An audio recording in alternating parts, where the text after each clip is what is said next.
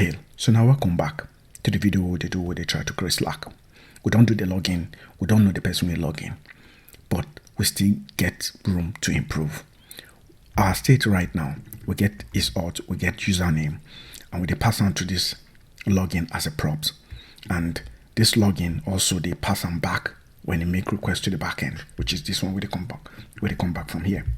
When we make request to the backend, they pass on back, and they pass on to this props on auth, which this app component is central. But the improvement we want to do now is say all these properties, all these fields, all these states, where would they pass around? So we just put them inside one global store, so that if, for example, this is auth now, need another component need them, that component go know, you don't need to be a child of app component, because if you don't make logical sense to put the component inside app component, and then we know if they tell the user to make a login again, so that we go get this auth. So we need a global store, and now where we need Redux with that. This one, Redux. They get Redux toolkit, but I will just use the classic Redux, which is this one. We need Redux, and we need Redux, react-redux. So the note I want to make here is say Redux itself, they just peculiar or specific to React. If you use them for Angular, if you use them for Vue, if you use them for even for some back-end stuff, if you use Redux there, they design them to just create store. But if you want to use them in the context of React, then you need react-redux. And then how this Redux saga they come in, because we also need Redux saga.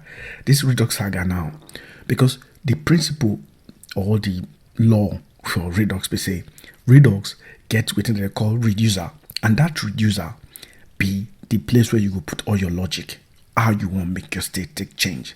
That reducer now pure function. So pure function, I say okay, it always you feel predict within be the result based on the specific argument where they give them. So 9b pure function, but we need that request where they make where they take the they log the user in this particular one. Now a synchronous request, so it gets side effect, so not be pure function. So that is why we need Redux saga. Now that Redux saga now the middleware, now Redux middleware, we go help us collect the result we will get from the backend, and somehow trigger action, we go update our state. All these things will make sense when we don't start to the install them. So within that talk, we could just start from here. We're going to need Redux and Redux saga and react redux. We're going to need all these node packages. So we'll first start to install them. npm install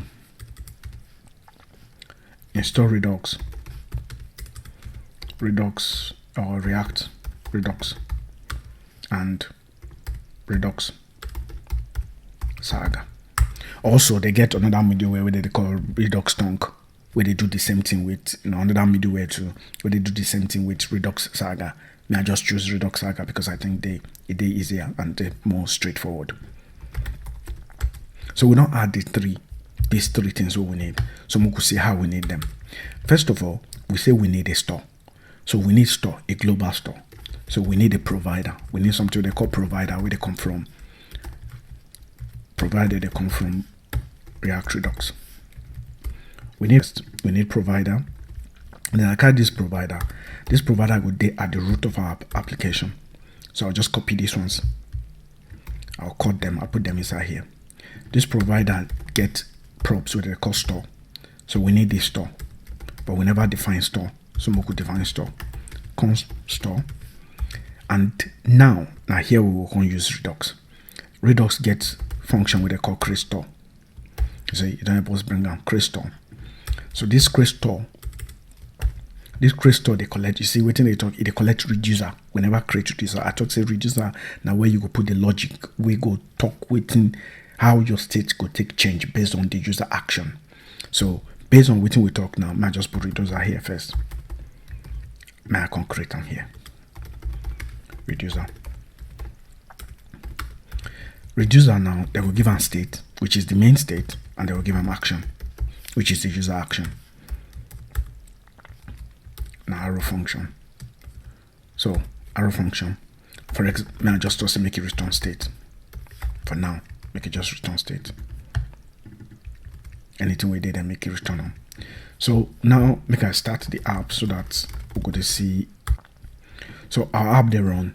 Now the app they run and no any error because we never do anything. We never do anything. We go make error come. So we could go here now. We could say, okay, this is auth. It they come from. We won't make it come from the state. Make it not be inside this app component. So we know we're not going to put all these things. We go need to come out all these ones now. And we need to get them. How do we get it from the state? We will get them using connect. Connect now HOC, which is higher order component. We go enhance component where you put them, you know. So I get video we don't talk about installing Redux. If you don't understand, well, if you go watch this video or if you just send me a message. But we need we need connect from react-redux. So we'll collect this connect, and how we want to use them, we'll kind of come here. We'll go invoke them. We'll go invoke them again, because under the hood, connect not just closure, JavaScript closure. The return function which you invoke, and you go pass on the parameter, and that parameter or where you pass on, good day available. That this one will pass on here, so now function on our class, it could now get access to anything with this connect, which is the period component. Anything where the period component get access to, we'll go figure them here as props. So now what would they try to be that? So this connect need parameter. The parameter you collect map state to props. So map state to prop. If you call them anything where you want, you don't need to be map state to prop. So, but now this one are the convention what people they use.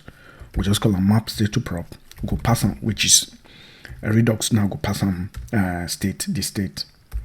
So map state to prop, and this one will return object, and that object now be we need is auth, where they come from state dot is auth, and then we need username, we go come from state dot username. All right, then we'll just carry this one now, go pass on inside here. Now we don't pass on inside this place now, so we don't need these ones anymore. I'll just collect this one up. Now this one they talk say is auth of undefined, because when Redux first load, it will pass this state, because the state never did define, it will pass undefined. So we need to create initial state. So we'll just create initial state, and that initial state will be is auth, make them false, and username. We'll just pick an empty string. Then I just need to pass them in here as waiting I did do. I copy them, pass them in here. So if the state no did, so waiting I talking about say if state no they define, just initialize them with this. So we could refresh. So this dot state is okay. If you go this app component here, now we don't get state anymore. So this one now they come from props. We don't get state anymore. So this one they come from props. All right. So now this thing on the work. We don't if they get this from the app component from the global state. If I, for example, if I change this one now to true, this one will just go welcome. And if I change this one to admin, it will just say welcome admin. And if I change this one to false, it will show you the login component. You see. So now we don't defeat the connect to our state, get the piece of the state.